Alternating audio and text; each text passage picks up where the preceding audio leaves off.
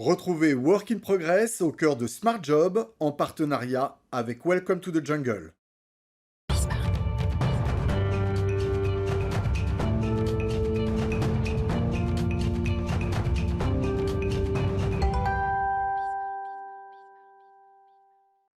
Working Progress avec les invités de Welcome to the Jungle et Mathieu Amaré aujourd'hui. Bonjour Mathieu. Bonjour. Vous allez bien? Alors je vous ai déjà posé une question avant.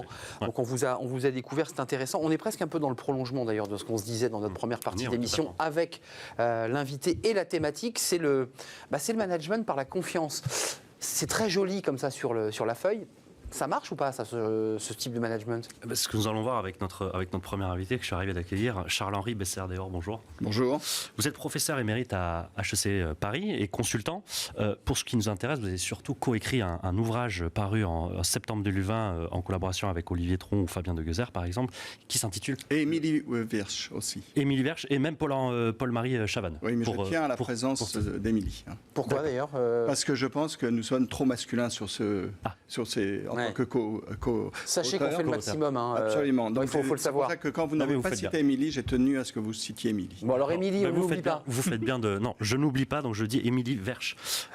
Donc je disais coécrit avec Émilie Virch, sorti en septembre, intitulé Le management par la confiance, où vous revenez d'abord dans les premières introductions en disant qu'il y a une invocation quasi incantatoire en fait de la confiance dans une entreprise, c'est-à-dire qu'on la formule un peu comme une formule magique, et vous commencez tout simplement par en donner une définition de ce qu'elle n'est pas et de ce qu'elle est. Qu'est-ce que la confiance? La confiance, pour nous, c'est accepter d'être quelque part vulnérable. Même en venant ici, si je prends l'exemple de mon expérience aujourd'hui, j'ai accepté de venir, j'avais envie de venir, j'ai accepté de venir dans un lieu. Il y a un risque. Il y a un risque. Oui. Donc, quelque part, j'ai accepté d'être vulnérable. Vous avez fait une promesse, c'est de m'interroger. Donc, c'est la deuxième dimension de la confiance.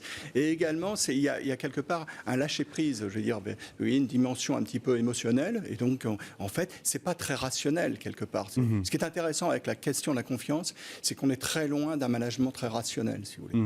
Mais d'où ça vient, cette manifestation quasi incantatoire de la confiance? Vous parlez du syndrome de K. Ça, le syndrome de K est venu de mon jeune collègue Fabien de Guezer, c'est l'auteur de l'idée, on va dire, parce que, comme vous savez, comme on coécrit un livre, on apporte chacun un petit peu son regard. Il y a une connexion et des esprits. Et évidemment, c'est le film, le livre de la jungle, et c'est ce serpent qui confiant. Voilà, et confiance. Et oui, on peut le faire.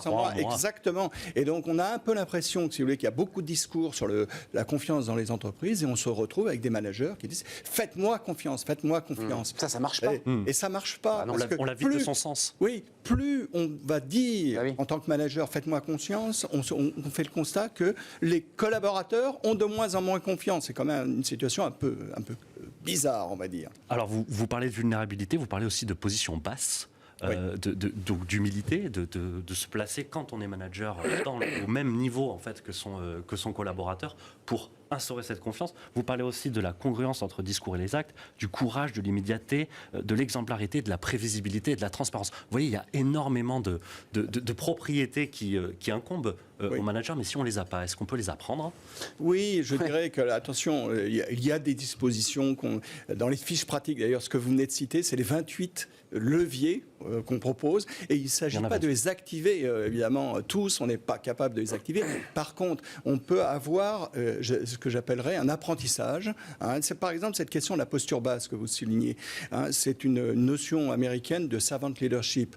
C'est une notion où, en fait, on a beau être un leader, on est à l'écoute de son équipe. Vous voyez ce que je veux dire? On est très loin. On redescend un peu. Absolument. C'est ça. Absolument. Et je crois d'ailleurs, quand on voit les attentes des jeunes générations, elles attendent des leaders de ce type-là, et plus le leader qui regarde d'en haut. Ça va à rebours quand même de ce qu'on constatait dans les années 80-90, où le leader devait inspirer ses équipes, se placer à la tête, en tête de proue, etc. Est-ce que c'est difficile aujourd'hui, en 2020, pour les managers d'accepter cette surtout pour des managers qui ont passé des décennies avec la posture haute.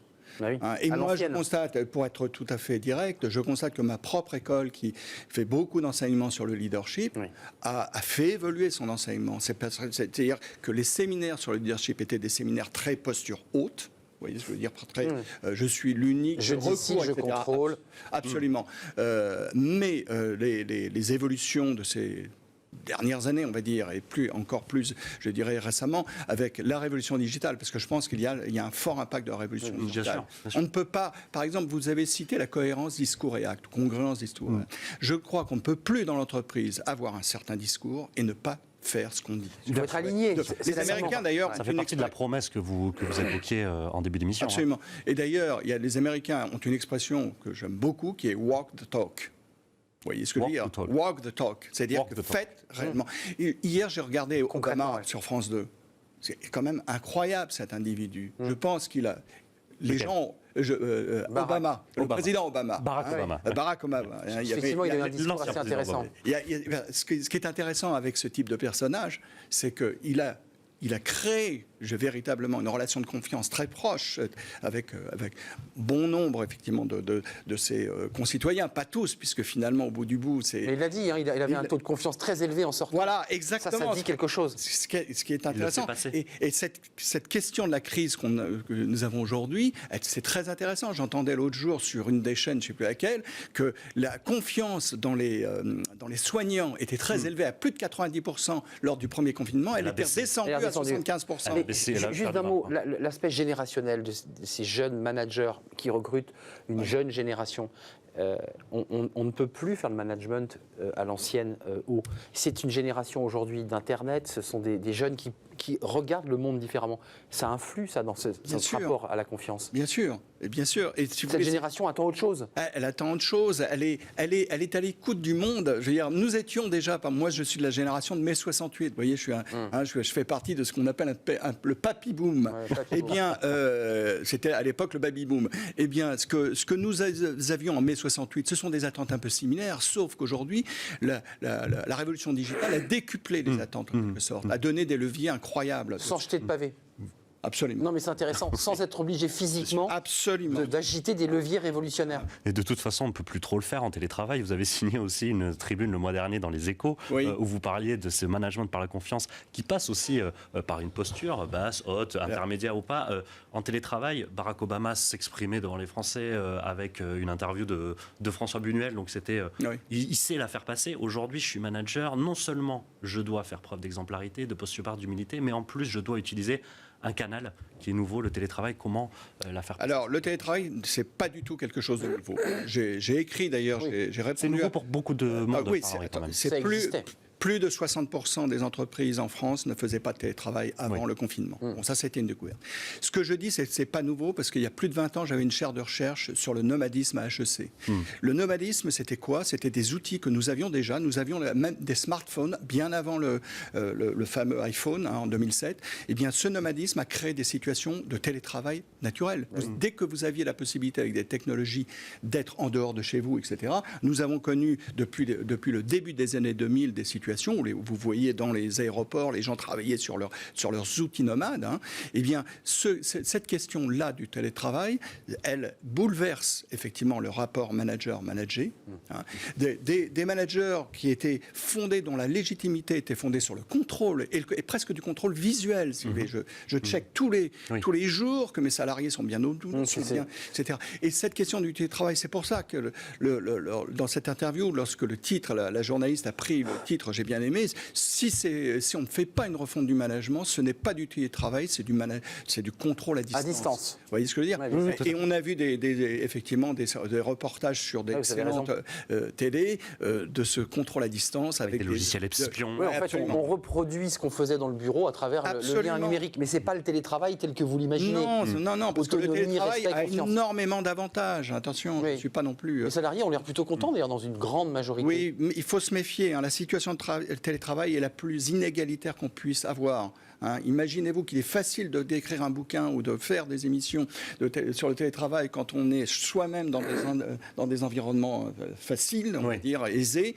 Lorsque vous avez 3 gosses, que vous avez, etc., vous avez un seul ordinateur pour toute la famille, c'est un peu plus compliqué. Alors vous, personnellement, vous enseignez de leadership, ou en tout cas vous enseignez à distance maintenant, j'imagine, en télétravail. Comment vous êtes adapté à on essaye de faire, mais sur ces questions d'enseignement, par exemple du leadership ou de soft skills, eh bien, vous avez véritablement une difficulté à faire passer de vrais messages, parce que vous savez, moi, ça fait 35 ans que je fais de l'enseignement dans pas mal d'environnements.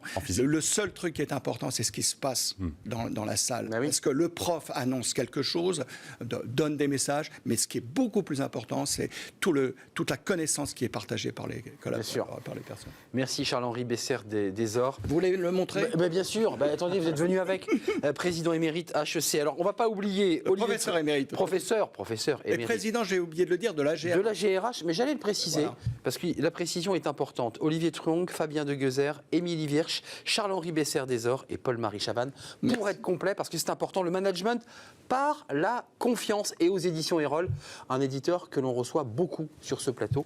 Merci d'être venu avec ce livre et avec vos convictions. On continue notre rubrique. Merci pour ce petit cadeau. Et on continue notre rubrique, Mathieu, avec Travailler demain. On reste dans le même esprit.